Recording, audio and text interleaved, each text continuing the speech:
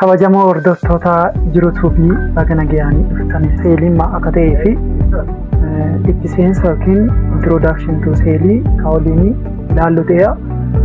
Hundumaafuu baga nagayaan dhuftanii jiruutuu fi argachuu keessanii illee baga gammaddaa isiniin jecha. Seeliin maali jettanii yaaddame hundi keessanuu sekondishan isiniif haa kennuuti. Seeliin maali barbaadaas seeliin maal jettanii yaaddanii? Seelii gaafa jennu ijaarsa lubbu qabeeyyii hundaati. Muki jiraa, biqiltoonni garaagaraa jiru, bineensonni garaagaraa jiru, orgaanizimoonni xixiqqoo yookiin maayikiroo orgaanizimii kan jiranii kun hundinuu seeliirraa ijaaramaa jechuudha. Orgaanizimoonni seeliirratti hundaa'uun bakka lama qoodamu. Isaanis orgaanizimoota seel qeenxee fi orgaanizimoota seer hedduu jedhamuun bakka lama qoodamu jechuudha. Orgaanizimoota seel qeenxee gaafa jennu seelii tokko qofa irraa kan ijaaraman yoo ta'u, orgaanizimoota seel baay'ee gaafa jennu immoo seelii baay'ee irraa yookiin lamaa fi achii ol irraati kan ijaaramanii jechuudha. Seeliin kun tokko tokko isaa amala lubbu qabeeyyii qaba jechuudha.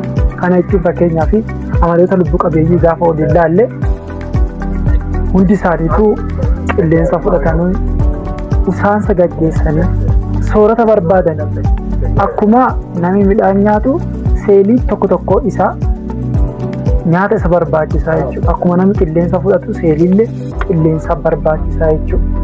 Usaansa gaggeessa akkuma namni socho'u seeliillee hin sochooti jechuudha. Kuni maal jedhama?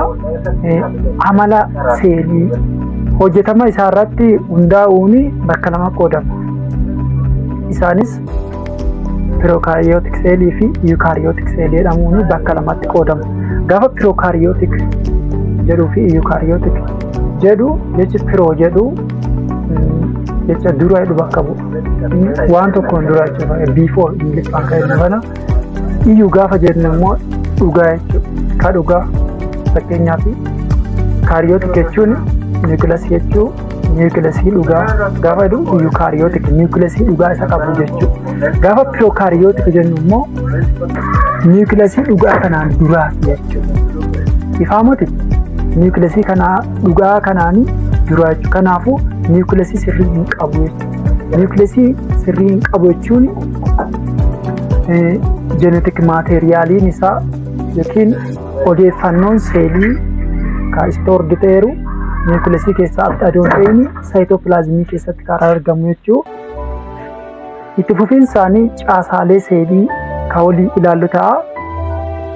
Viidiyoo kanaa akka dandeettanitti koompiitii godhaa paartichaanuu walitti dhufna galatooma.